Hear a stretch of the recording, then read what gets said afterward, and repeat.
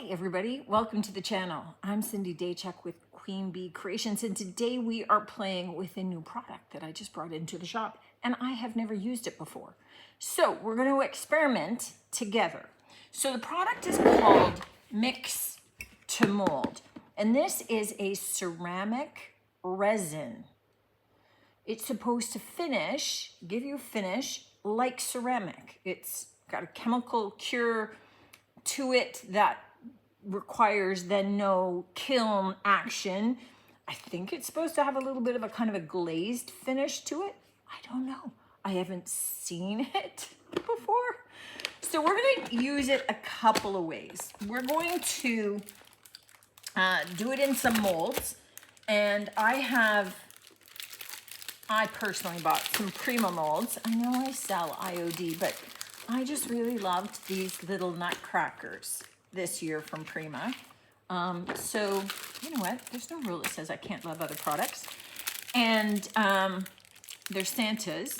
But I also have some of the, these weren't called bibelots, were they? These were the baubles molds from previous year from IOD. I don't know how much of this I'm mixing up, so I just like to have things out instead. And I do want to have some elements that I might want to try. I also have this little Santa one. So anyway, I'm just lining up a bunch just in case. So it's just see how much stuff I make and how far it goes. Because what I really want to try with it is if it dries like ceramic. This is a bowl mold. So we pour into this and then we remove the item from it. I'm not sure how. I'll figure that out after it's molded in there. It's a good time to try. So it has to be pourable. I can't use like clay in there. I could use regular resin, but I like this. Now in the shop I have, this is like 250 grams. It's in grams, right? Yeah, so a 5.5 pound tub. So about 2,500 grams. I have the 1,000 gram and the 500 gram size in the white. I also have the 500 gram size in a terracotta, which I'm only messing up the white first. Once I figure this out, then I can try the other. Now it isn't a straight formula. So it's not like 1:2 or 1:1. Kind of the more that you make, it varies. So it says on the back, like if you're doing like a mold that's extra large, I'm going to do extra large, that I'm starting with 8 tablespoons of water to 24 tablespoons. So that's 1 part water to 4 parts powder. I'm even gonna double that. So I have a bigger measuring cup. So 1 to 4. Oops, don't do water first. So 4 parts of this. So let's do 8 of these. I don't know. We'll see. 2, 3.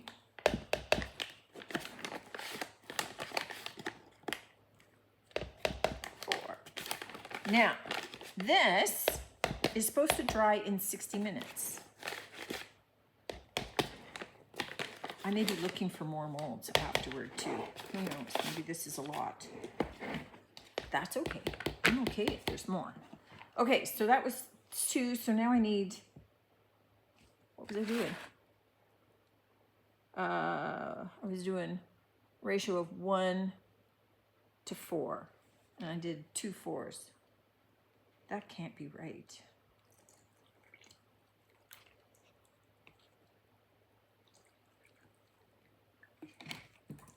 But we'll go with it. Maybe this really dissolves well.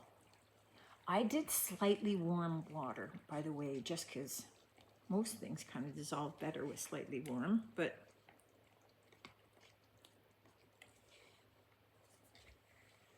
maybe this is good with a whisk.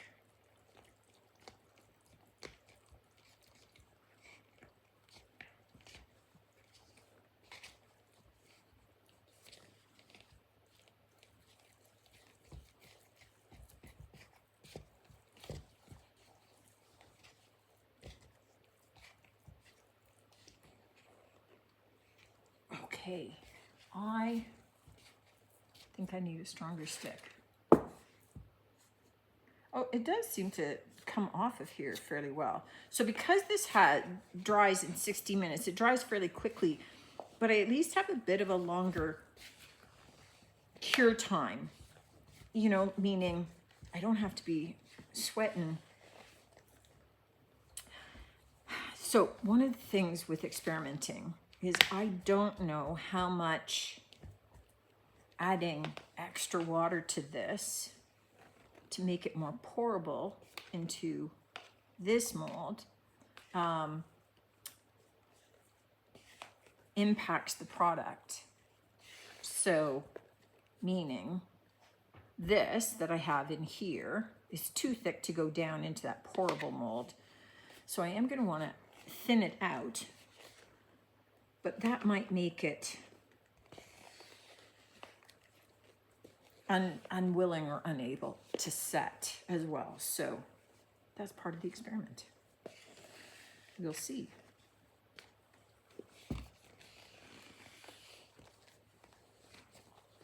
And I think because it was called a ceramic resin, I somehow thought that it would be pourable. I think just resin, when you hear that, you kind of think of it being pourable. So I did add a little bit more water, just for the volume, for the sheer volume, because I still had kind of powder on the bottom. So this would not be something that I want to get an electric mixer out to do. It does dissolve readily in the water. And I think once I'm more familiar with amounts, I would probably do powder to water rather than water to powder. Let me just get this mixed up. And then I'll see how this works. Okay, I'm gonna try like a big, open, easy mold first. Just in the container, even once I've kind of roughed it up and poked holes in it, left to sit, it smooths out. It kind of self-levels in essence. So that bodes well for molds. Let me do, who do I want to do? Let me do you. I should have another spoon, but I don't.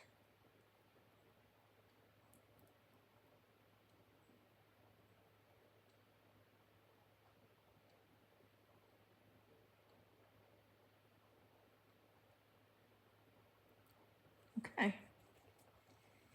I think I have a lot.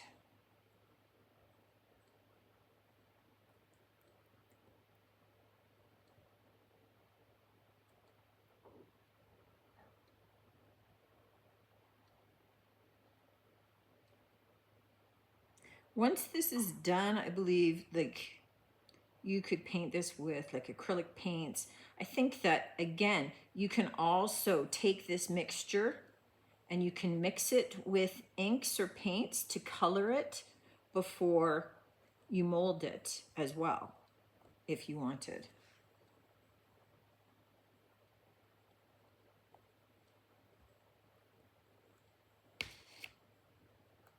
Okay, that smoothed off really nicely and crisp, and now it's starting to smooth out entirely. Like it's going very smooth and slick and shiny. I don't know if you can see the shine, but it's self-leveling. It's self-leveling as a product, so that's awesome. I'm gonna get these molds all filled, and then I'm gonna debate what to do about that bowl mold. Now that I bought it, I wanna try it. So I'm gonna do exactly the same process and just kind of fill these. Now that I know that I can just run my stick across the top and pull the excess off, so easy. This, if you were somebody who found like the clay very hard to manipulate, maybe you've got arthritis in your hands or your joints, and you didn't want to do like the pouring resin, this so far is a good alternative because it's easy to manipulate down into those molds. We'll see what it looks like when it's done, because I could be jumping the gun here.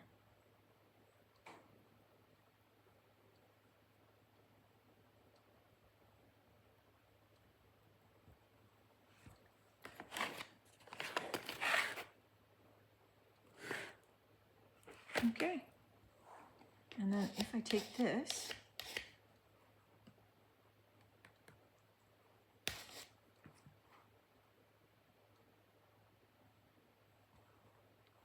oh, very nice and crisp, and look, I get the little legs even. All right, so far, I'm favorable. So far, I'm a thumbs up. Okay, don't do this project when you have an open store and you're going to get called away, because now it's already thickened up and I was trying to push in there. So, yeah, it thickens pretty fast. Don't make this much at once, especially if you're going to get called away. So what I have done is I've added more water, and I'm now trying to lift chunks and see if I can blend it down again and reclaim it. Otherwise, I'm going to have to start over. Okay, because we know that my math was wrong on the big quantities and that created a host of problems, just pay attention, folks. I'm going to do the recipe for a small mold of 3 to 1. 3 to 1. And then stirring. We'll see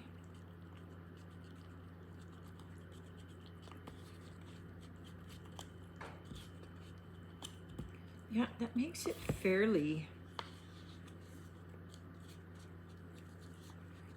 thick, and you're moving fairly quick. It does self-level if you got the proportions right, but you know what? I'm adding a little bit more water already, just because it's firming up before I can get a smooth consistency.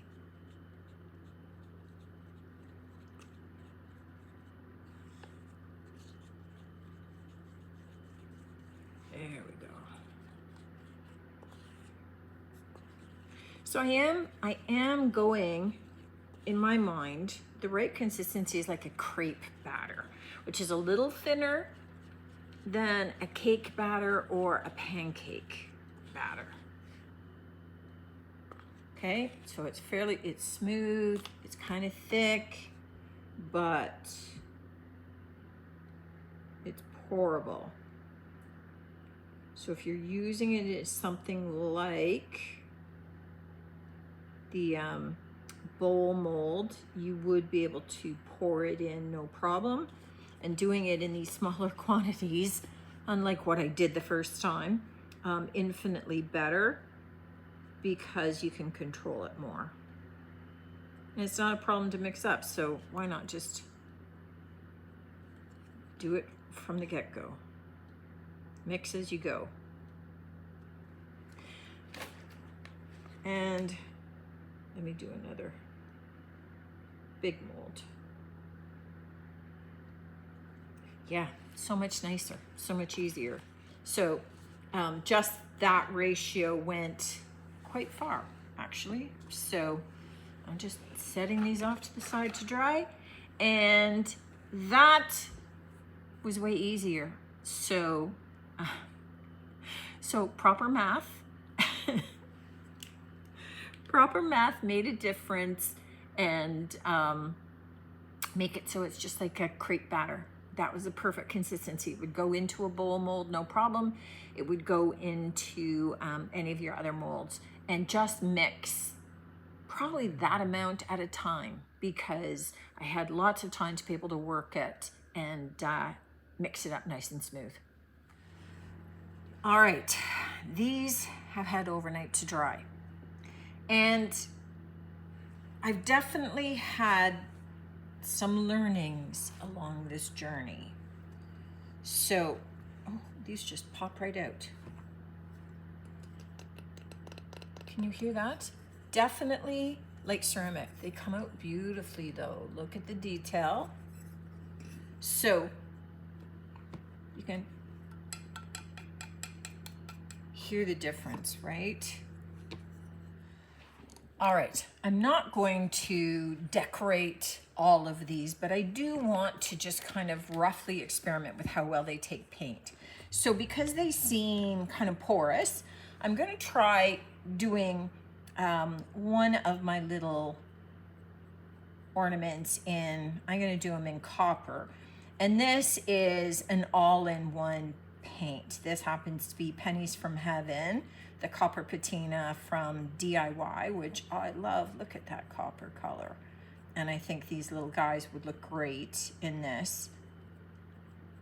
So sometimes you have to look at how the paint goes on, and this is going on really well, very smoothly, but we also want to take a look at it when it's dry, because sometimes, especially with porous surfaces like this kind of thing, it will absorb so much of your paint that, you know, right now I'm thinking one coat and I'm done, but I'm going to want to wait and see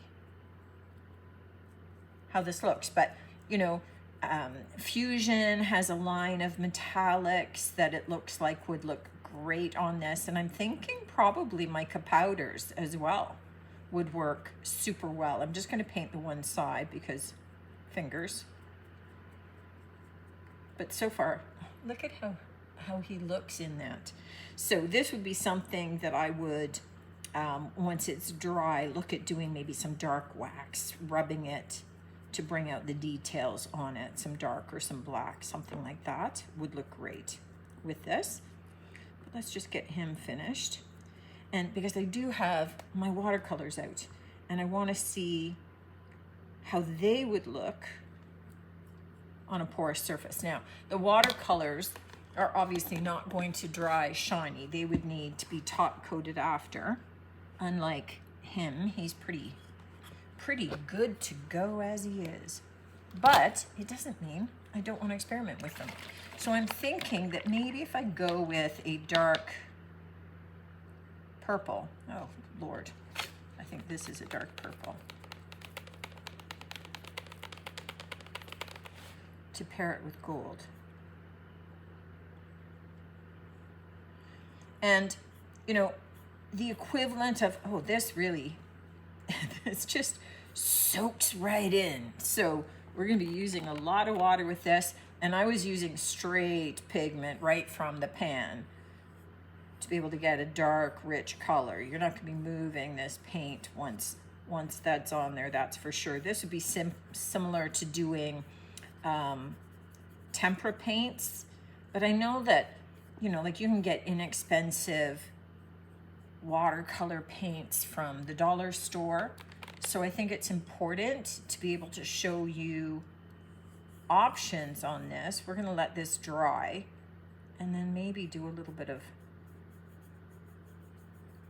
try a gold ink pen maybe over top and see how that works, because that's part of it, right?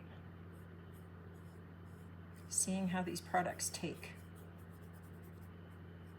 But you can see how quickly it absorbs them, having to go back for more and more paint just even on some of the spots that I missed just to get it. But it does soak in lovely, creates a deep, rich color on it, which actually looks pretty fabulous. Okay, let's let those dry. But so far, I've got no concerns about paint on these. This is one of the molds that we just did. It's been about an hour. When they're nice and big like this or very simple, they pop out easily. Delicate ones, and I'm kind of putting my nutcrackers in that category, but delicate ones, just be a little bit more cautious of, right? But